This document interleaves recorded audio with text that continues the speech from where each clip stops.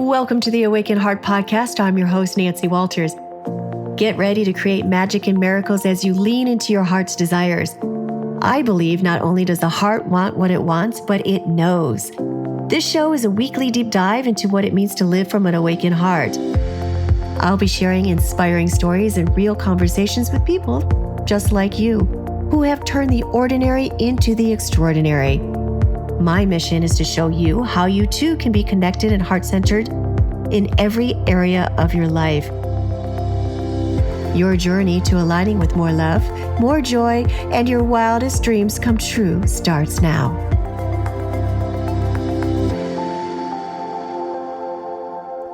Hello, my friends, and welcome back to the Awaken Heart Podcast. You know, there's something I've been reflecting on lately about embodiment in goddess energy. And it's this quiet but powerful shift from trying to rise above our human experience to actually inhabiting it. So much of modern spirituality still carries this subtle message that awakening means transcending the body, going up and out beyond sensation, beyond emotion, beyond the messiness of being human. But what if the divine feminine doesn't ask us to escape at all? What if she invites us into deeper curiosity about what we're feeling, into reverence for the body as a sacred terrain? Spiritual bypassing can look very enlightening on the surface, but embodiment asks something braver of us: to stay, to breathe, to integrate. And that's what today's conversation is really about.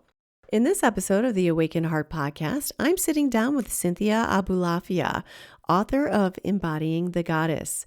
We explore something I think many of us have felt but maybe didn't have language for. This idea that so much of spirituality has focused on transcending the body, rising above it, going up and out, but rarely teaching us how to come back home. Cynthia calls this the transcendence bias. She shares her own journey through a Kundalini awakening and what it means to integrate powerful spiritual experiences into daily life instead of bypassing them. We talk about the divine feminine as curiosity and reverence, the role of breath as a grounding bridge, and how Shakta Tantra invites us into embodied awakening rather than escape. We also explore trauma-aware spirituality, the importance of supportive relationships, and the deep wisdom that emerges in midlife and crone energy, not as a decline, but as an integration. If you've ever felt like your awakening pulled you away from yourself instead of deeper into yourself, this conversation is for you. Let's dive in.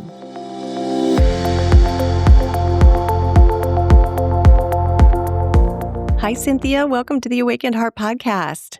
Hello. Thank you so much. I'm so excited about this conversation. I'm so enamored with the goddess and feminine embodiment. And I was just reading excerpts of your book. I love your book. When did it come out? It just came out, right? It just came out in January. It came out in January, so it's just newly released. And it's so beautifully written, and it's very much what a lot of us have forgotten to do. And I like how you talk about how, a lot of us are trying to look for things out there, like an out of body experience, instead of integrating and coming fully back into our own bodies, because we are here on this earth plane now, this 3D reality. It's not about going out there to find something. It's coming home and finding within. And you're speaking to something I've personally wrestled with, this idea that awakening means rising above the body instead of coming home to it. I love that you call out the transcendence bias. And that feels really important right now, because there seems to be there's a lot of spiritual bypassing happening. And, we see a lot of it as well also on the social media, on the media platforms as well. And I like everything that you're doing about bringing it home to ourselves, and especially for women to embody the goddess within ourselves, because it softens our whole experience, because so many of us are running on empty and we're doing so much out there that we forget to bring it home to ourselves. So first of all, before we dive into some of these questions and diving more into your story and how you support people in finding the goddess, let's go back to how you came into this work. And it was the goddess Kali that came to you, which you saw later on. And you're like, that's her. So can we go back to where you began and how you came into embracing the goddess in your own life? Oh, yeah. I wouldn't say it was by choice. Right. It never is, right? Yeah, and that's so interesting because a lot of times when we kind of like fall in love with the goddess and then we're trying to figure out who is she and what's going on, and then we start to go down these almost psychology pathways. And for me it was almost the opposite, direct experience of something that was very transcendent. It was an up and out, or perhaps maybe like a totality kind of experience. And for me, there were so many layers of having to come back into form. And at that point, it was pregnancy and having a child and then having a second child. So Mhm. so really like the call was, how do you bring what you've been experiencing into this experience? I think at a certain point I got kind of sick of the narrative that you have to leave. You have to leave, or transcendence is a state of total stillness. Transcendence is like moving beyond form, moving beyond the body. That was not my experience. That wasn't the experience I was having. And if it wasn't the experience I was having, then where was I represented? And where was I represented in history? And that's really what got me interested. But it was experience Mhm. first, and then like way down the road, academic study. So, when you're saying it was a not necessarily an out of body experience, you hear a lot of that where you've just completely left your body. What kind of experience was it? Was it more of a felt experience? Was it like visions? I'm just curious. Oh, yeah, that's a great question because I work with a lot of people who are having spiritual emergence and Kundalini awakening. And there are so many different ways that this can happen for people. It can happen in a way where nothing sensational happens. It's just a series of deepenings and understandings that Mhm. doesn't really have like the big fireworks or big physical movements. I'm a kinesthetic person. I'm so body oriented that for me it really wasn't so much like seeing visions or hearing things. It had a lot more to do with feeling the body knowing, and also the body having rushes of energy. I mean, like, mm, oh gosh, every single cell in the body sensationalized simultaneously, and energy moving through and throwing my body around, throwing my body around. And if that sounds unpleasant, it was actually pretty unpleasant to have these really intense physical, they're called kriyas, but these intense physical jolting, shaking, spontaneous postures, things like that. Wow. And so that's just one form, right? Like that's just one way that people can experience these kinds of spiritual openings.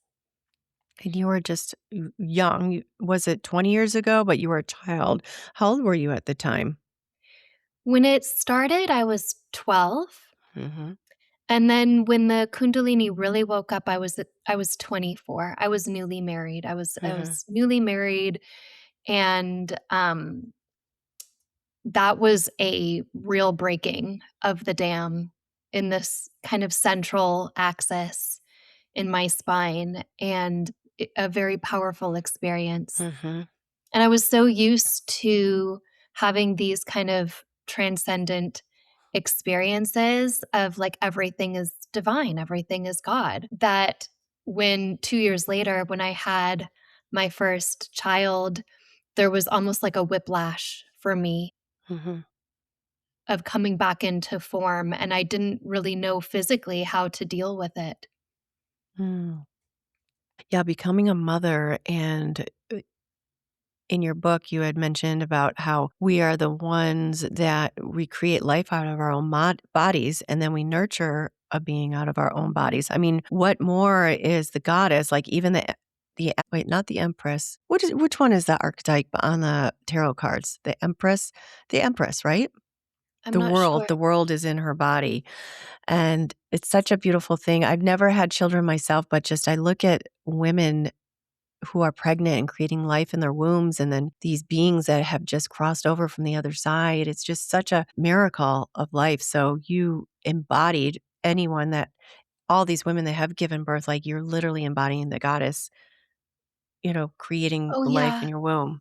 Yeah, but it's so much more than that because I don't think you need to be in a female body to embody the goddess. Goddess is embodiment. Hmm. And if she's embodiment, then we are constantly in the transition. We are in the womb and we Yes, are always metaphorically. birthing. I mean, there's kicking and screaming that happens in all birthing processes, whether it's a creative project, birthing this book has been a real birth. It's been, I'm thinking about it all the time Hmm. and I have to feed it and I have to care for it and I have to I get exhausted. Like these projects that are born from us are our creative turns, they're turnings. And whether it's a physical form Hmm. or whether it's a creative form, it's still creation itself, right? It's this womb to tomb.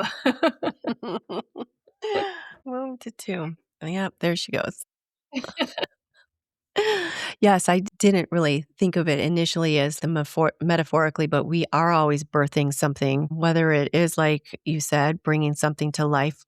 Here we go again. My cat. For everyone that listens to this podcast, they know Ava comes in when she feels energy. Okay, go over there. Or if it's like the physical, there's also the metaphoric as well. So that's a good definition because men can still and have embody the goddess energy as well because it is an energy. Yeah, it's an energy, which means it can be an archetype, but I don't call it an archetype. Mhm. I don't call the goddess an Not the archetype. goddess. I was trying to think of the tarot card. Oh, the tarot. Um, Yes, no, I yes. totally understand. Yeah, I understand. And it's a good representation. Mhm. These are great representations. For me, who she is It's the at her energy. core is pulsation. Yes, That's absolutely. just simple, right? It's like simple pulsation. Expand, contract. Mhm. And what is expand, contract? It's the heartbeat Mhm. and And I it's the like breath. how it she comes from the infinite. Yeah. Yeah. She emerges out of the infinite to give the infinite the one thing that he cannot do, which Mhm. is to limit or bind. Mm. So the principle of stillness, the transcendent principle is real. It's a beautiful representation of the divine, but what we've done for the past couple thousand years is only talk about that Mhm. principle. And then diminish and subordinate the other half of the story. It's like we've trained ourselves to climb the ladder up and out, up and out, up and out through all these religions and traditions and philosophies. And we really have no muscle memory. We haven't flexed our muscles at all in how to come back down and into form.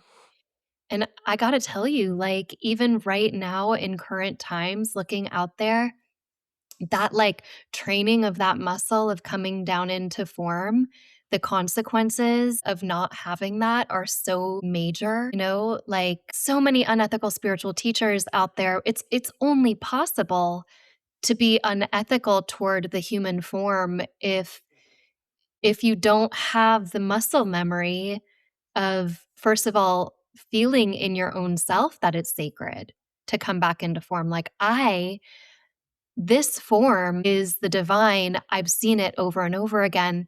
I've learned how to climb down the ladder as much as I've learned how to climb up the ladder. And then also seeing it in others. Like if I can see in you the depth of your humanity and just how much of a divine you are. Like if I am the body of the goddess and she's looking out of my eyes and she's touching through my skin, and I see that she's looking out of your eyes and she's Mhm. touching through your skin.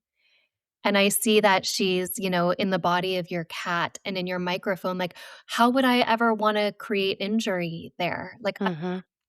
like it just wouldn't even, it wouldn't be possible. Mhm. So I think the consequences are great. And what actually happens when someone has a profound spiritual experience like you did, but no embodied integration? Uh, Well, there's so many rungs of what can happen. So in my book, I actually talk about when you get stuck on any one of the layers. So, what happens when we get stuck? Let's say you have a spiritual awakening and you come crashing back and you don't know how to integrate it, you might develop all kinds of like spiritual pathologies or something. I'm not sure. Like you might fall into any number of spiritual ego traps. And I think that if I were to generalize, what are those ego traps? In some way, it's a disassociation. It's like, I'm not comfortable with what's happening right now. And so I'm going to leave on some level. Like I'm going to leave either emotionally, or I'm going to leave physically, or I'm going to leave spiritually, because we can leave, right? Like you can be sitting right where you are and just kind of check out. And so staying curious, this is the first principle I teach, is curiosity always.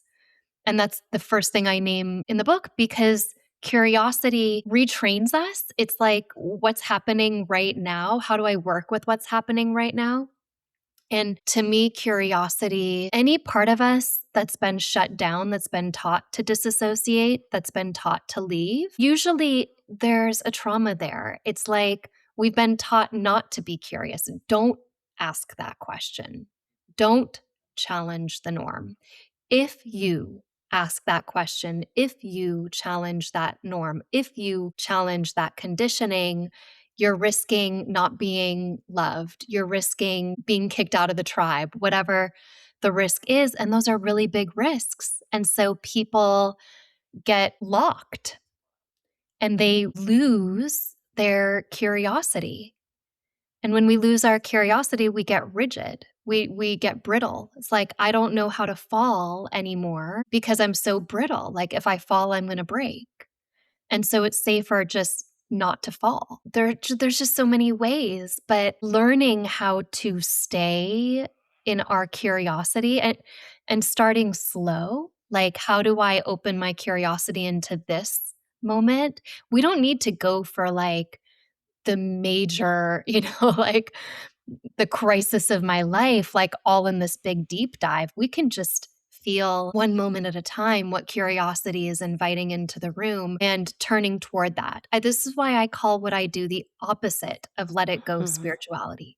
Truly, it's turn toward spirituality, turn toward the body, notice what you notice. Notice the quality, the texture, the temperature of what you notice, your breath or a felt sensation in your body. And we do that over and over again. And guess what we're doing? We're climbing down the ladder.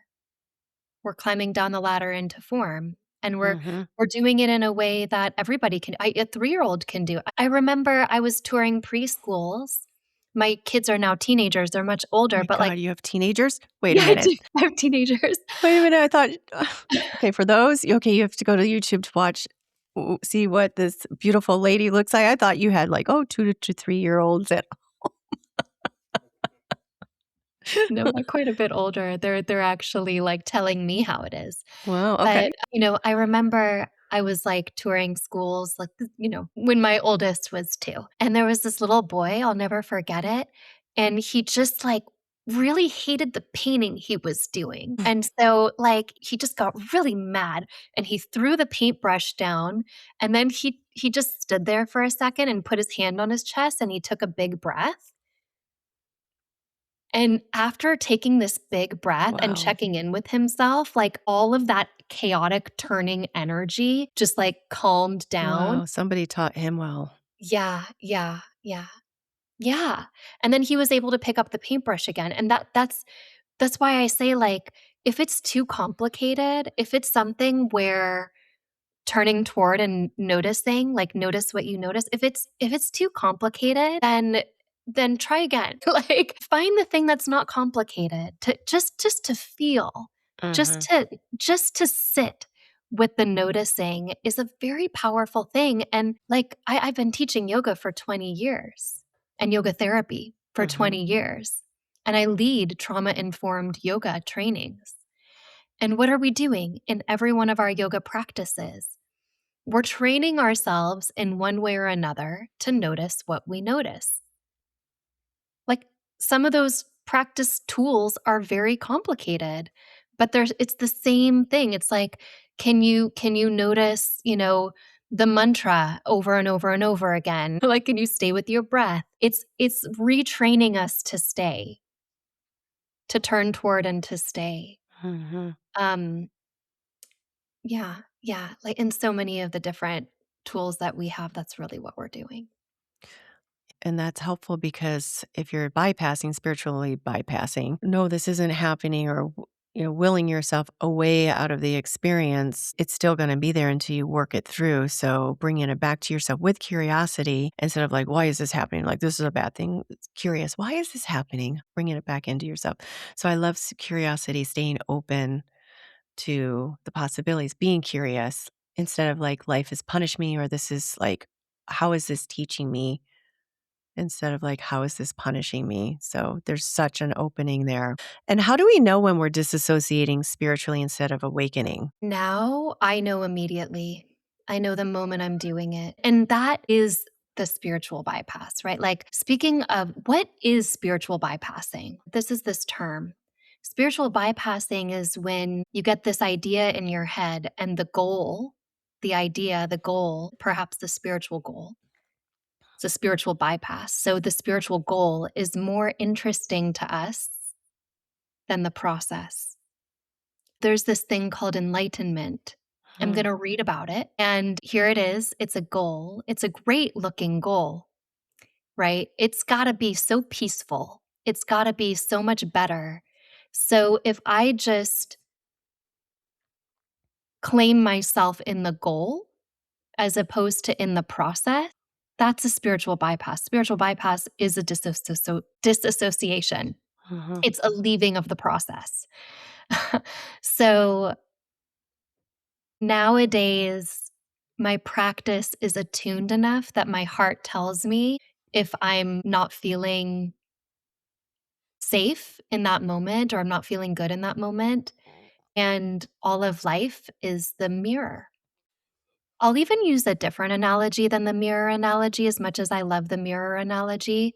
Because what I've really been feeling into lately, Nancy, like this is where I really am, is I feel like the heart is an instrument, this great divine, the body of the divine is the heart. And the heart instrument feels to me like it's always being cleaned and tuned. And life is always, if there is this mirror, like reflecting back to us, the invitation is to tune the heart, to take dust and to dust the strings over and over again. And it can be really hard to dust the strings. Like we need friends, we need we need teams of helpers, right? Sometimes. And or like maybe just one really really great helper, but like we need help at first. Like how is it that I'm going to tune the instrument? Okay, well I'm going to take up meditation. I'm going to have a teacher who's going to help me, but one that's going to pay attention to the deepenings, right? And the cleaner the instrument gets, the more in tune the instrument gets, the easier it is to notice when there's like a chord off, right? And so for me, I'm always listening, always. I'm always listening to my body. I would say close to 100% of the time now. I'm listening to the inner chord of the body. And is something off in this relationship? Is something off in this environment? If there is, how do I engage with that? How do I turn toward that? And sometimes I can turn toward that and change something about myself or change something in the environment. I can get skillful at doing that. And sometimes I can't, right? Mm. Mhm. But I can learn to listen. And learning to listen is enough. I mean, we do tend something I've noticed is we do tend to get more active in our life the more in tune we get with the body and with the divine feminine, with this principle of embodiment, this principle of pulsation. We do tend to get more involved with life, like gung ho about our creativity. We tend to get more involved in our projects. I'm going to create this thing that, I'm going to create this podcast that people can listen to and engage with. I'm going to create this book, I'm going to create this art piece, I'm going to create this musical piece, or I'm going to be an activist because I'm getting called to do that, right? We do tend to get more involved in a certain way with the pulsations. And that just kind of helps us to deepen the tuning of the instrument.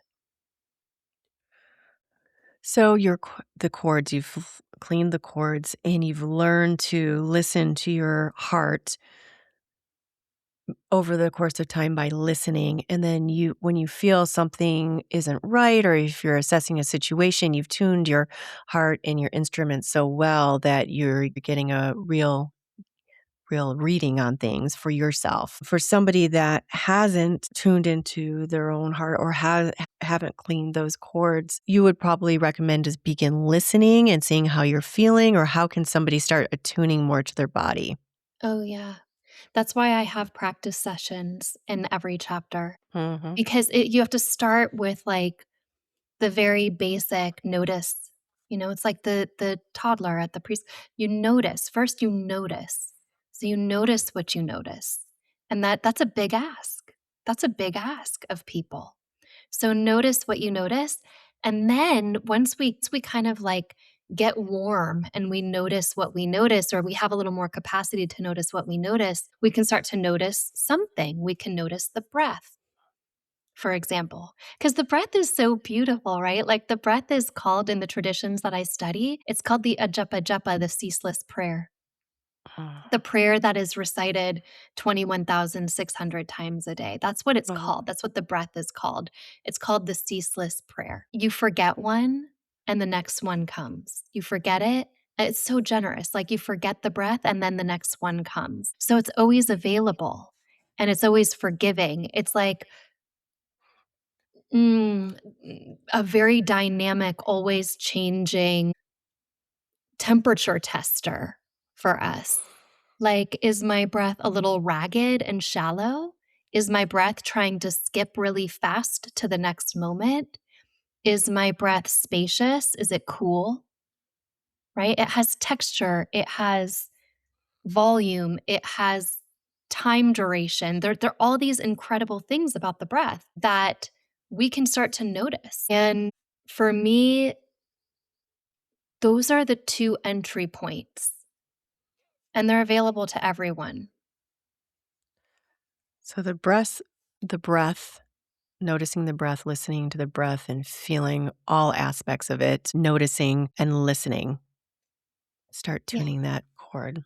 Yeah, listening to the breath, Mhm. tracking the breath, and then there's all kinds of practices you can do. There are so many, I'm a big advocate of not picking up practices that take up too much time in the day because we 2 hours of already meditation twice a day. it's Who has time for that? it's unbelievable. I once saw this meme on the internet that was like it was such a modern thing because it was like, I just don't have enough time in the day for all the self-care that I do. And I go to yoga and like I get a massage. It's tyrannical. It's Mhm. tyrannical. Like how much time am I really supposed you're asking me to You're not spend doing more it right. You have to do right? this. It's it's like just another perfectionism Yeah. mechanism. It's like another impossible standard that we're setting ourselves up against.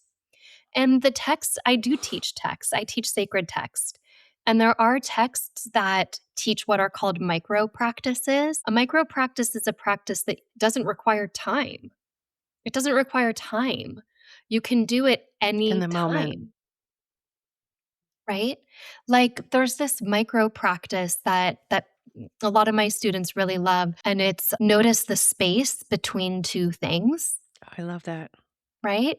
Yeah. Like 'cause it's such a big practice, to be totally honest. It's Mhm. like, you can be outside and you can look up and you can notice the space between 2 clouds, and there's something so beautiful in that, and you Mhm. can notice the space between, like, 2 leaves in a tree. Like, you can notice the gap between things, but then you can start to also notice the space between your thoughts. Mhm.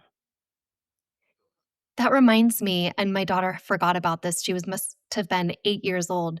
We were reading in bed one night, we were reading a chapter book, and she turned to me, she's not interested in anything spiritual, but she turned to me and she said, "Mom, time doesn't exist because there's a space between every one of my thoughts.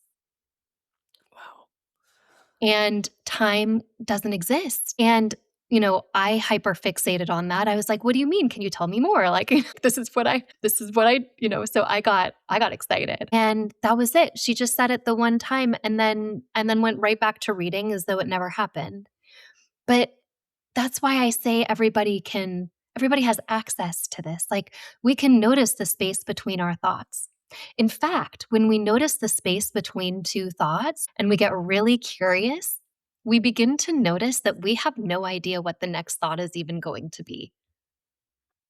Like, we have There's no idea what our curiosity. next thought is going to There's be. curiosity in the moment.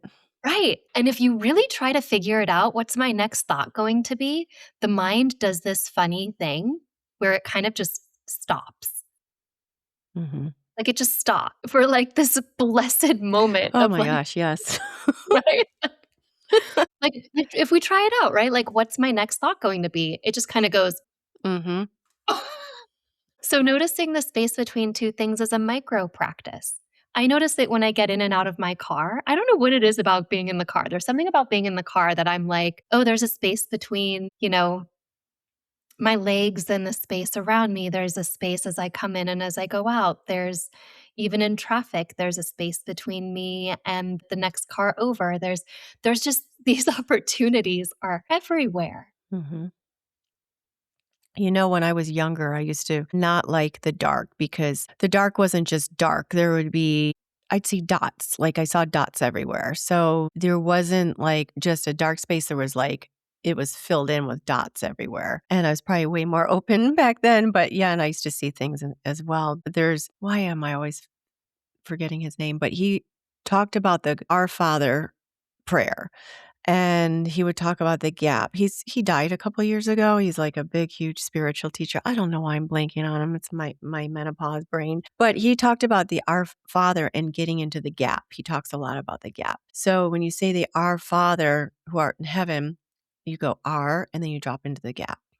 Mm. And then you say the next word and you drop into the gap as a as an experience, and that gap is where everything is. And yeah, why am I That's thinking? beautiful. Yeah, it was beautiful.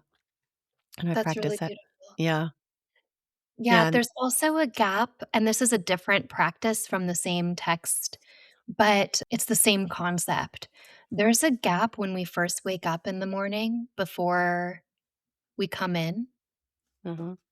There's this, like, moment of total spaciousness where, like, almost if you learn how to track it over and over again, physical body sensation comes first, and then the peripheral awareness of me comes in, and then the thoughts come in. I'm gonna have to observe that because the last week I've been waking up at 4 in the morning and not being able to go back to sleep. So I've been just trying to go to bed and intentionally and writing and dumping whatever my thoughts are in there and then waking up and then not going back to sleep. But Yeah, I love the time. I usually can wake up naturally. I don't have to wake up to an alarm, but I just love waking up and I stay in bed for probably an hour after waking up and just not really going back into a sleep, but just that delicious silence and just laying there in the comfort of my covers. I think it's such a beautiful time. I get excited about bed. I'm like, it's one of my favorite things to do. me too. I wake up regularly at 4:30. That's just my Okay, morning. so you're not traumatized? I'm traumatized. No, I'm like, it's the night before. Good for I you. was for a really long time, when I was younger and people were, like, trying to convince me that I should go out at night or do things, and I'd like, if I know that that's my wake up time, then Mhm. and then I honor that, then I go to bed early. Mhm. Like, now I have this accepted rhythm, and I go to bed early and I wake up early, and it's just how I am. And I love staying in bed too and exploring. It's when I do like a lot of those deep cleaning of the instrument. It's like Mhm. what's coming through. There's such a sweet spaciousness that we can sit in at that time. Mhm. And I also go for long walks at that time. I like Yes. going for long walks when it's dark out because I live Yes. in the mountain, and the mountain So here is beautiful. very special. Yeah. It is. It is. Yeah, getting out into the nature. And you had children too, as well, and you had awakening way early on. And I know there's like something sacred about the 3 a.m., 4 a.m. I mean, a lot of teachers say, "Oh, you need to get up at this time." I can't. I like to sleep. But your cat, and then you capture the day, and then you get your own time, especially when your children were really young. You had that sacred time to yourself before you dove into being mom and the rest Yeah. of your life. And still now, I mean, like, I have a couple of hours to myself Mm, in the morning before I have to drive anyone anywhere. Like, I'd like to say I get up and I do my meditations and my prayers. First thing I do when I wake up is I get a coffee. Like, that is part of hmm. my morning prayer. Like, I It's just so wonderful when you're right? I mean, it's these little things. Who's the voice in your head telling you what it should look like?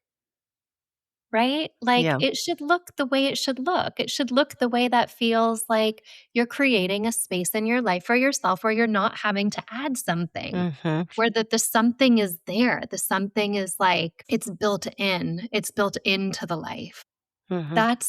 That's the only way to create a sustainable modern day practice is to fold it to what's already happening. Yes, or you'll stop doing it. It becomes something to do instead of something to be or something to embody and Mhm. something that Yeah. I mean, I did transcendental meditation and I did it, but then having to do it an hour, like rigid, like an hour and then you had to do it 8 hours later, and at that time was in California working on sets, and what, am I supposed to walk off set and just sit in the car and do this? And people do, and I just don't like I always have taken what has been taught and made it my own, and anyone that says, "Oh, no, it has to be this way," it's like, "Peace out, this isn't gonna work for me." That's dogma. Mhm. That's Right. compulsion. And there's a huge difference between reverence and compulsion. Because either we're engaging in something for the sake of reverence or we're engaging in something for the sake of compulsion. And the exact same activity can be either one of those. Again, I teach yoga. How many times have I shown up to a yoga class? And the real reason I'm there is to kind of like fuss over my own compulsion. That was the story of my 20s, like, that's what my whole 20s was, and it took a really long time. There was some reverence in there, it's like maybe at the very end of the class, I could touch into this moment of reverence, but now it's all reverence. It all looks the same. I mean, like, right? Like, from the outside perspective, whatever it is we're doing, like feeding the cat or taking the dog out or taking the trash out or folding the laundry or doing the right? Like, it looks the same from the outside, but if we're trying to soothe an anxiety or kind of flex a compulsion, we're going to have a different life than if we're doing that as this, like, act of reverence. Mhm. I love that. I love that. Even just because I have something where I'm trying to get out of that, I get myself ready pretty fast, and then I spend the next half hour, okay, I'm feeding the cats, and then I'm making the coffee, and then I'm putting stuff away, and I get so mad at myself where I forget something inside, and then I'm back inside. So having reverence to feed the cats, I mean, I love them. Feed the cats, reverence. Okay, I'm making myself coffee. Okay, time does not exist. So it doesn't matter if I get to the gym like 20 minutes and I wanted to. So I love that. I'm going to start bringing that into my own life. Reverence, reverence. And even making coffee or tea I or love coffee. or, it's like there's so much sensory input Mm-hmm. involved in that, like, my hands are touching something, I can smell things, like, there's Mm-hmm. all these scents going on, there's temperature, there's, like, the heat of it. So there's so many different alchemies. There's so many different, I would say transitional moments. Like, what is it the goddess represents? She represents transition, the ability to step over thresholds. That's why she's always been the womb to the tomb. Like the divine, the goddess has always been the womb to the tomb. In fact, in some of the oldest temples that archaeologists have excavated, very frequently what they find in very, very old temples is that the temple was a birth chamber.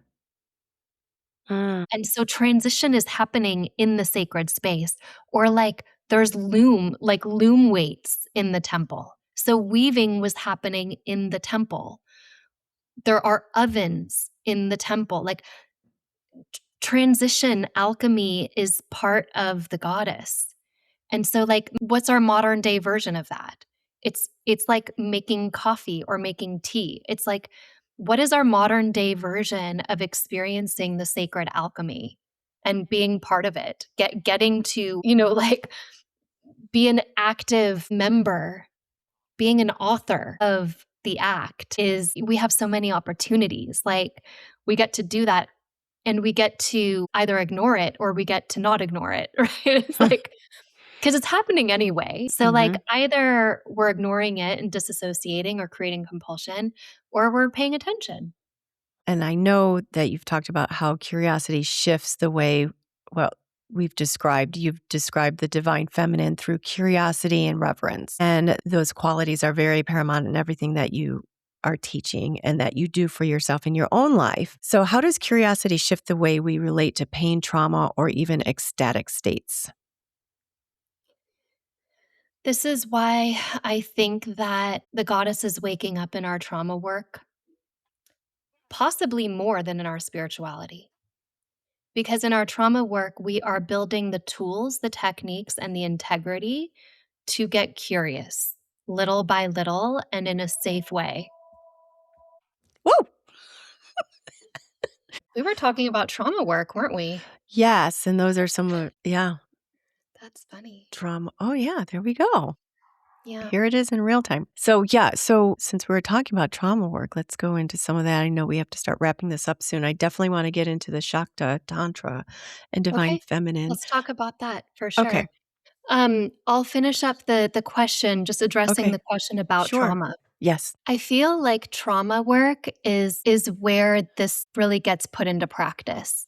The principles of curiosity and reverence, because I lead these trauma informed trainings. And what is it that we're doing in that setting? We're telling people this is the frame and pay attention, notice what you notice. So the same words that we're using to create a meditative state are the words we're using in a trauma informed setting. Mm. It's the same principles, just Mm-hmm. done really skillfully, I think, Mm-hmm. by modern therapists and Mm-hmm. trauma therapists. I'll ask you where you study. Where did you study? Because I had a friend that lived in LA and she was a trauma. You guys are probably around this. Well, she's a little older than Oh, you. I'm part of a team. I Are mean, you? I am a yoga therapist Uh-huh. and I got trained 20 years ago in Okay. that.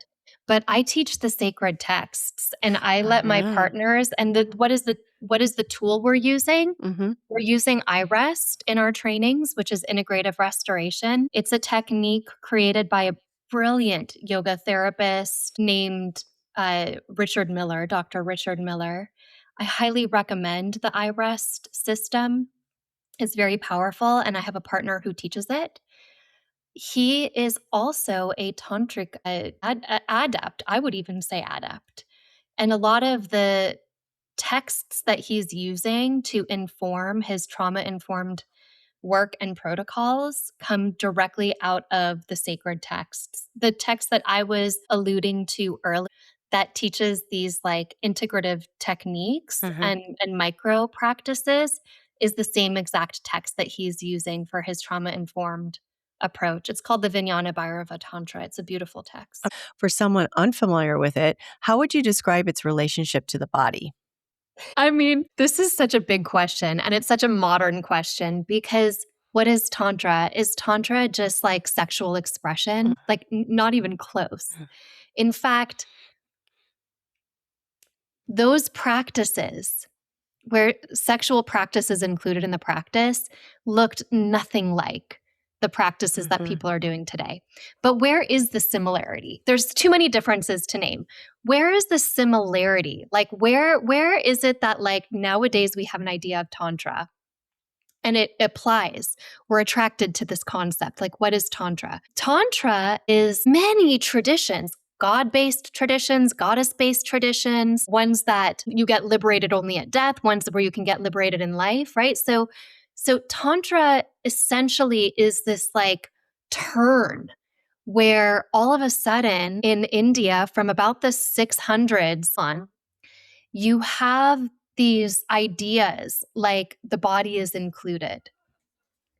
And mantra and chanting has this really powerful effect. And there are all these technologies that get developed that map the energy body. This body of energy is kind of like, if the body is included, then the anatomy of the divine has to be mapped on my body. This is where the chakras start to appear. They appear out of Tantra.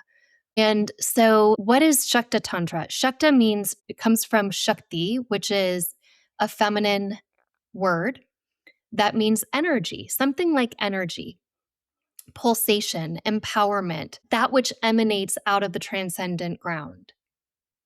How I call Tantra is a series of practices that teach us how to turn toward. I'm teaching Tantra. That's what I teach. I say I teach yoga. That's the easiest thing somebody like me can say because other people say it and we kind of know more or less what you're up to, even if we don't know what yoga is. If I were to go around and tell people what I really am is I teach Tantra, then people would get these ideas in their head, right? It would be the correct thing for me to say, but people would then be like, oh, well, and this has happened to me before. Well, I'm having trouble in my relationship. So like, could you recommend some sexual practices to me? And I'm like, I am not that kind of tantrika. Like, I don't know anything about these neo-tantras other than the fact that they are a countercultural movement. Like nowadays, we need tools to come back into our form. And there's so much shame around sexuality. There's such a history of suppression and repression there and conditioning and patterns and roles that looking at that and breaking that down is worthy. Like it's good work, but it's not Tantra unless we're talking about Neo-Tantra. So Tantra is simply notice what you notice. In my book, what I think. Notice what you notice and then also notice the breath. Shakti as pulsation is breath, heartbeat, and the rippling into form of the divine. To me, Tantra is trauma work. Engaging with your activations, engaging with your patterns, sitting with a therapist, sitting with a friend, sitting with a medicine, sitting with a shaman, like engaging with, integrating with what's coming up. That to me, there's a school of Tantra that I love called Spanda. It's the school of pulsation. The school of pulsation, where all of reality is pulsation. And what are we doing? We're engaging with the totality that is pulsation. So when I say that, yes, I am initiated into Tantra. I am initiated into a lineage through my teacher. And what does that mean in a practical way? Right? Like, what does that look like for me? For me, it looks like I'm learning new tools within myself to turn toward whatever is coming up. Whatever is coming up. Sometimes I use breath work. Sometimes I use a chant. Sometimes I engage in a more steady or serious practice. And sometimes I just, notice the gap between two things when I'm in my car. Like it's really like all hands on deck spirituality. Like let's integrate the whole day here, including the night. What is your dream revealing? What is the space between the dream revealing? So to me, that's what Tantra is. Primarily, if there's going to be a technique, it's going to be a breathing technique or a chanting technique. But nowadays, people are taking these more extreme, and what they're really trying to do with I don't know. I can only project what I think they're trying to do, but from what I can see, the energy that I feel and the heartbeat that I feel when I see somebody promoting neo-tantra, these sexual practices, is saying like, hey, look at me because this matters too. And that's worthy. That look at me because this matters too is worthy. And I think that, or I hope that some of the other practices can get woven in also. The breath work, the noticing, the embodying on a much deeper level than that highly sexualized, sensationalized, because it can get pretty demeaning in its own way towards women specifically, from what I can see. And it's like, where do we get a level beyond that? Where do we move like one step further than the look at me, pay attention to me, I matter too voice of the sexually repressed into what I would call a real tantric relationship? And the way that I define a tantric relationship is something that I've had to create in my relationship. I've been married for almost 20 years. And so we started off under all of the conditions and patterns of a traditional relationship. As you know, as forward thinking as I like to think myself, I entered into this thing with lots of conditions. Over time, those rules didn't work for me anymore. Like, I'm not in this relationship to just be, what our parents were modeling to us, for example. So we need to find a new way. What is a tantric relationship? To me, a tantric relationship this can happen between any partner. And I don't just mean a sexual partner. I think a good friend can be your tantric relationship. I think that you can be your own tantric relationship. That would take some advanced work, and it is possible. A tantric relationship is when you make an agreement with somebody. I can see your patterns. I can see your blind spots where you can't see them. So I'm going to be your mirror and reflect to you in love when I see something come up. In exchange, I'd like you to be the mirror for me so that when my patterns, habits, and conditionings come up, you can reflect that to me.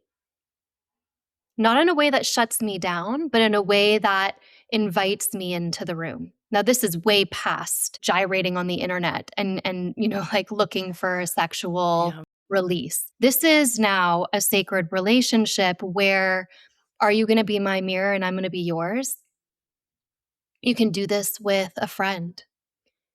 Can you reflect? And I have friends like this where like something comes up in me and I don't see it. So I say a thing and they don't just go along for the ride. They don't just say like, no, that's not true. They say, wow.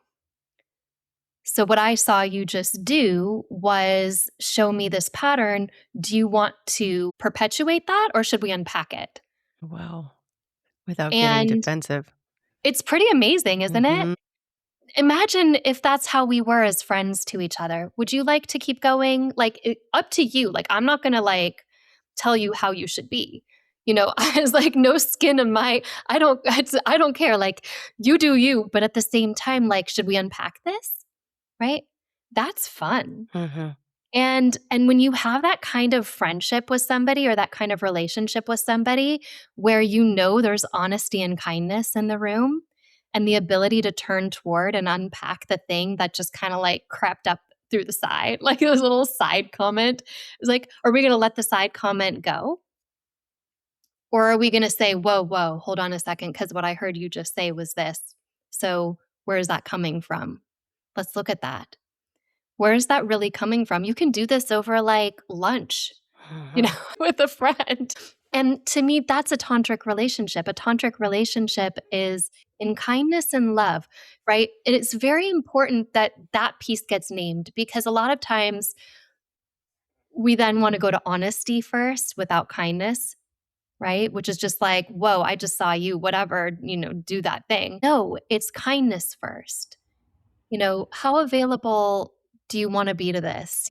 Like really out of real love. Like, how do you want to look at that? Engage with that. That kindness coming first. And if you've ever studied yoga, kindness is the first principle. The yoga takes it out of Buddhism, and Buddhism takes it out of Jainism.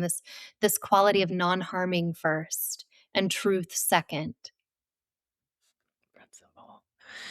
So the whole goes back to the foundation of listening and curiosity. And so you might be in the moment having lunch and you're noticing something, you're listening and you're recognizing the pattern in the other person, and then you're reflecting it back to them to have a open and honest dialogue about something that you keep seeing in a friend or a partner, whoever, keep coming up to help them in their own growth, right? Yeah, like what is that? I wonder what that is. Yeah. My friend. What is that? It's curiosity. How do Mhm, I bring curiosity into the room? Do you want to look at that? Should we engage with that? You know, that mm, that's actually really fun. It's mhm, sacred work. I think that we have the capacity to be that for each other. And I think that it would make life really interesting mhm, if we learned how to be those mirrors for each other. mhm. And it takes responsibility. I have to be a mirror for myself too. Yes, I have to have done the work too, right?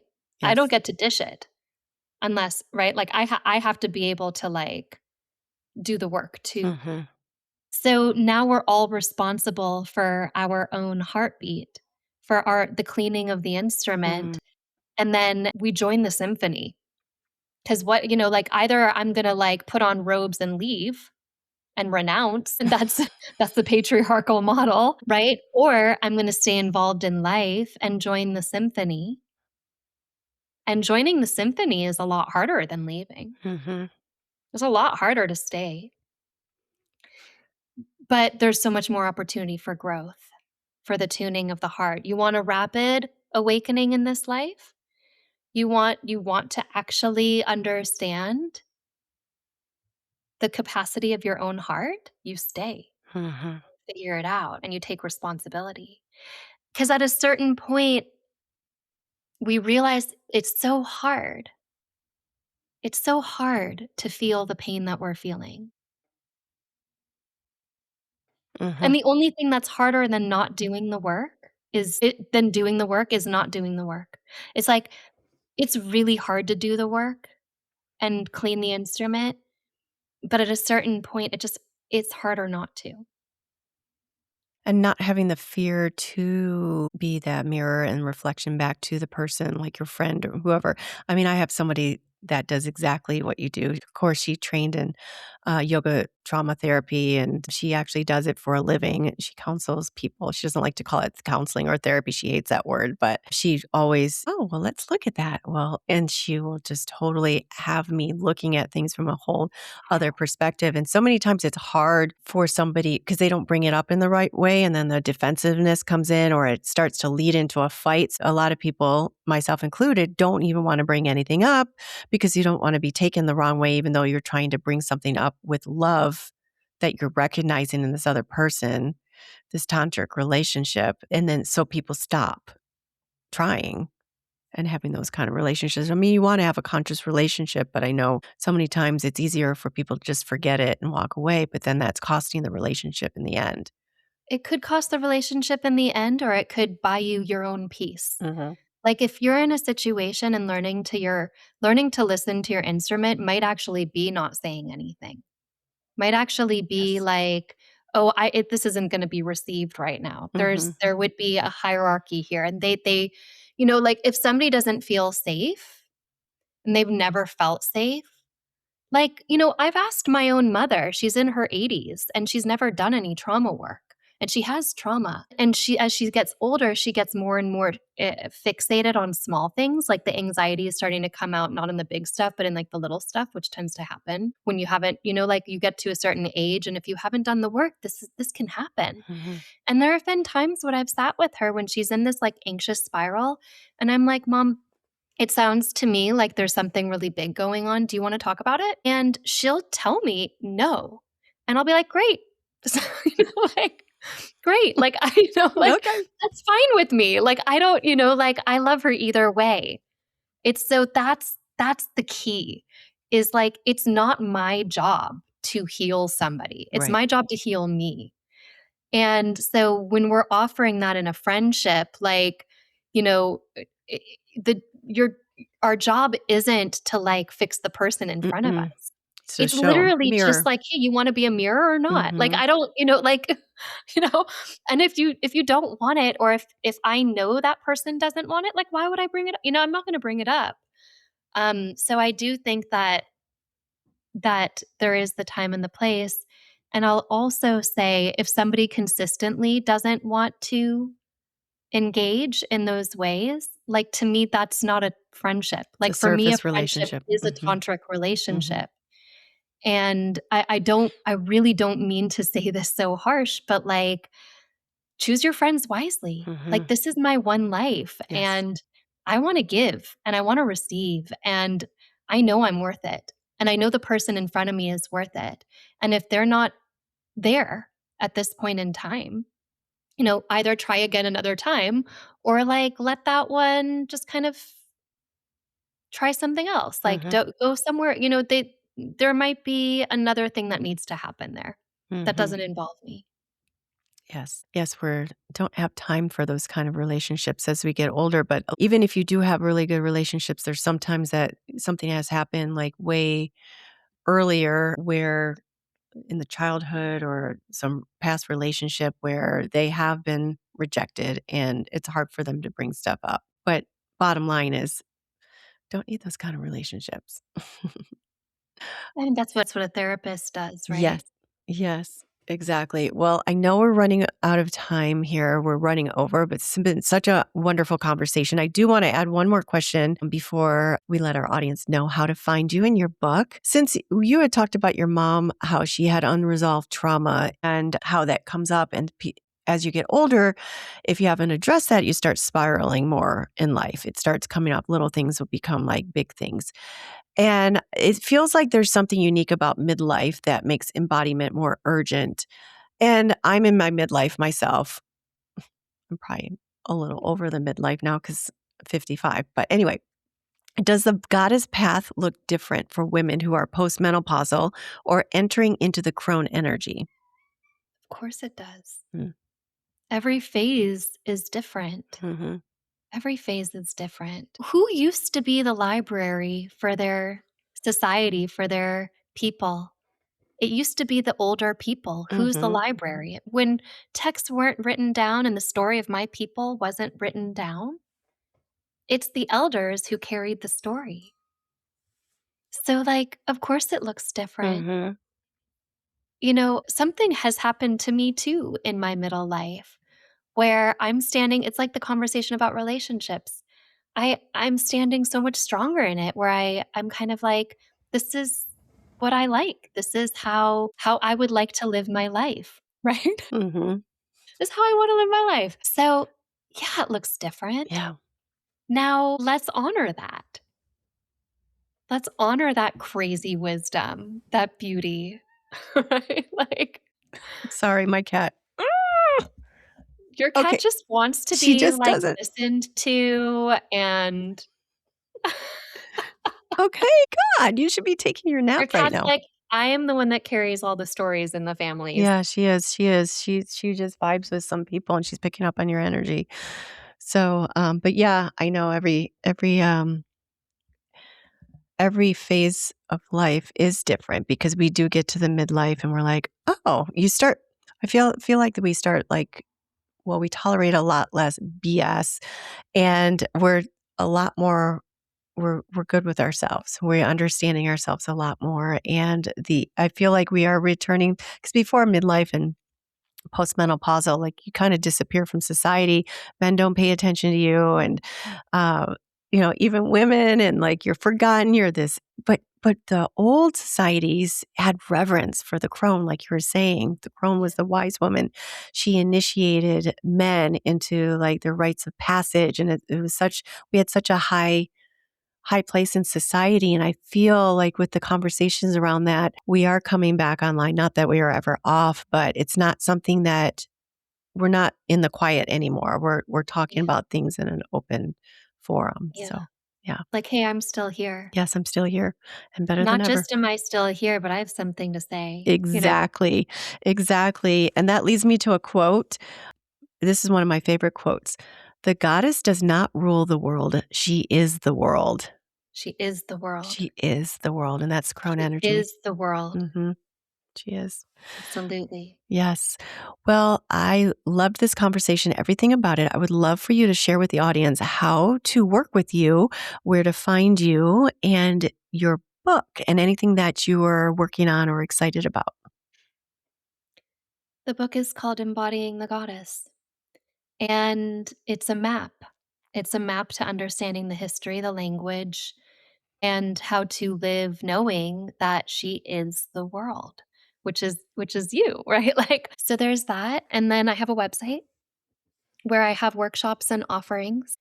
So I'm available. I'm here. This is I'll be here. This is what I'm doing Hmm. now.